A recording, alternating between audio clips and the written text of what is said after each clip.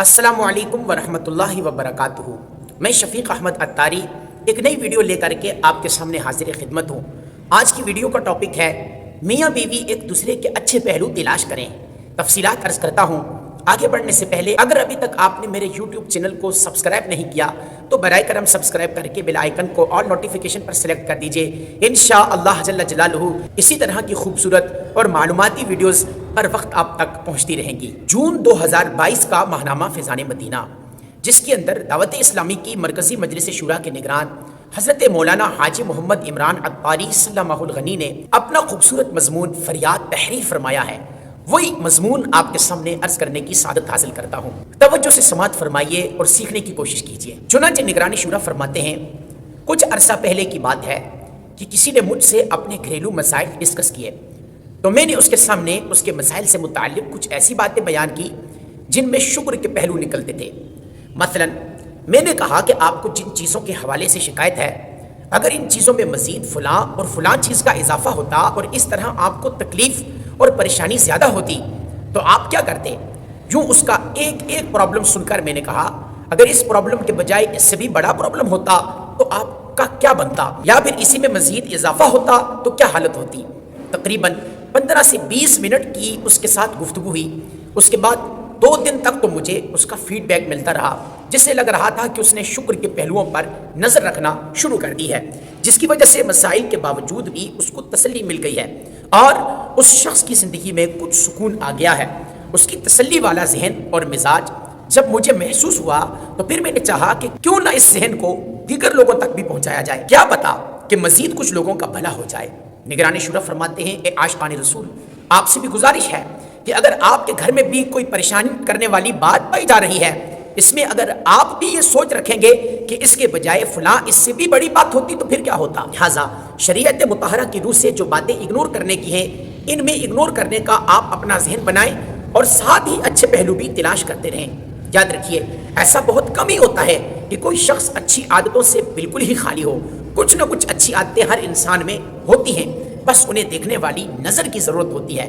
مثال کے طور پر بیوی کی کچھ عادتیں درست نہیں تو اس کی جو اچھی عادتیں ہیں آپ ان پر نظر کریں۔ مثلا اس کے ہاتھوں کے بنے ہوئے کھانے میں لذت نہیں، یعنی وہ کھانا ٹیسٹی نہیں بناتی، یوں ہی گھر کے دیگر کچھ کام صحیح طور پر نہیں کرتی، صفائی ستھرائی میں بھی سست ہے، اپنے شوہر پر کم دھیان دیتی ہے۔ ان چیزوں کو دیکھتے ہوئے بسا اوقات شوہر کا مزاج بدلتا ہے کہ یار میں کہاں پھنس گیا۔ ایسی صورتحال میں اچھے پہلو پر غور کرنا چاہیے۔ مثلا ٹھیک ہے اس کے ہاتھوں میں لذت نہیں یا وہ کھانا صحیح نہیں بنا سکتی، گھر کے دیگر کئی کام بھی اچھے انداز سے نہیں کر سکتی، مگر وہ زبان کی بری نہیں۔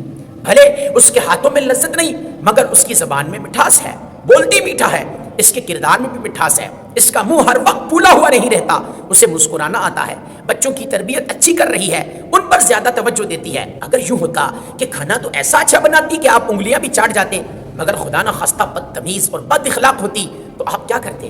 آپ کو زندگی بھر شبہات اور وسوسوں میں ڈالے رکھتی، آپ کی کمزور باتیں دوسروں کو بیان کرتی، گھر کی باتیں باہر کرتی، گھر اور خاندان میں لڑائیاں اور جھگڑے کرواتی۔ اللہ نہ کرے اگر ایسی ہوتی تو پھر آپ کیا کرتے؟ کھانا تو آپ کو باہر بھی مل سکتا تھا، مگر ان چیزوں کا آپ کیا علاج کرتے؟ تو یہ سارے شکر کے پہلو ہیں۔ خود غور کر لیجئے کہ آپ کے دل و دماغ کا سکون کس چیز میں ہے۔ نگرانی شورا فرماتے ہیں، جو باتیں میں نے عرض کی ہیں یہ ہمارے پیارے دین اسلام کی خوبصورت تعلیمات ہی ہیں۔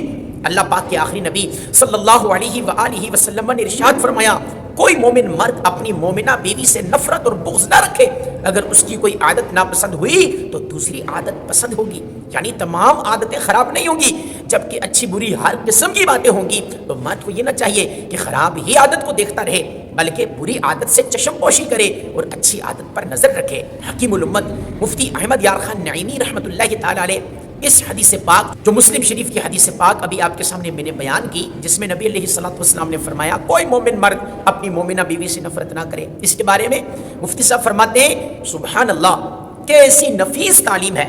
مقصد یہ ہے کہ بے عیب بیوی ملنا ناممکن ہے، لہٰذا اگر بیوی میں 2-1 برائیاں بھی ہوں تو اس سے برداشت کرو کہ کچھ خوبیاں بھی پاؤ گے۔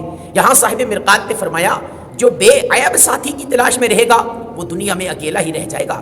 ہم خود ہزارہ برائیوں کا سر چشمہ ہیں، ہر دوست عزیز کی برائیوں سے درگزر کرو، اچھائیوں پر نظر رکھو، ہاں اصلاح کی کوشش کرو۔ بے عیب تو رسول اللہ صلی اللہ علیہ وسلم ہیں۔ اعلیٰ حضرت امام اہل سنت رضی اللہ تعالی عنہ سے ایک عورت کے متعلق سوال کیا گیا جسے اس کی نافرمانی اور بدتمیزی کے سبب اس کا شوہر طلاق دینا چاہتا تھا۔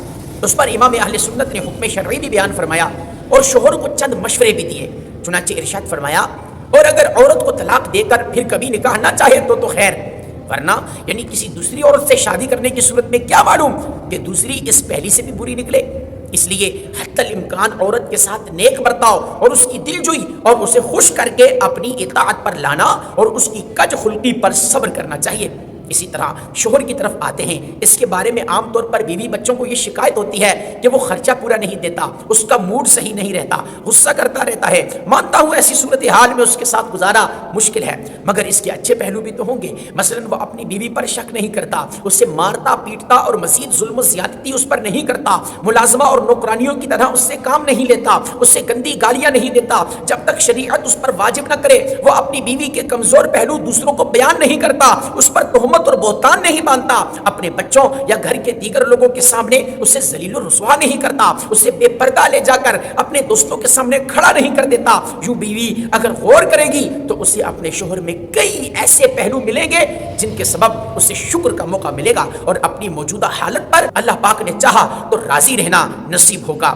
نگران شورا فرماتے ہیں میری ہر شوہر اور ہر بیوی سے فریاد ہے کہ آپ میں سے ہر ایک دوسرے میں اچھا پہلو تلاش کریں۔ اللہ پاک نے چاہا تو آپ کو شکر کے بہت مواقع ملیں گے اور زندگی میں سکون بھی نصیب ہوگا۔ اللہ پاک ہمیں عمل کی سعادت نصیب فرمائے، آمین بجاہ النبی الکریم صلی اللہ تعالی علیہ وآلہ وسلم۔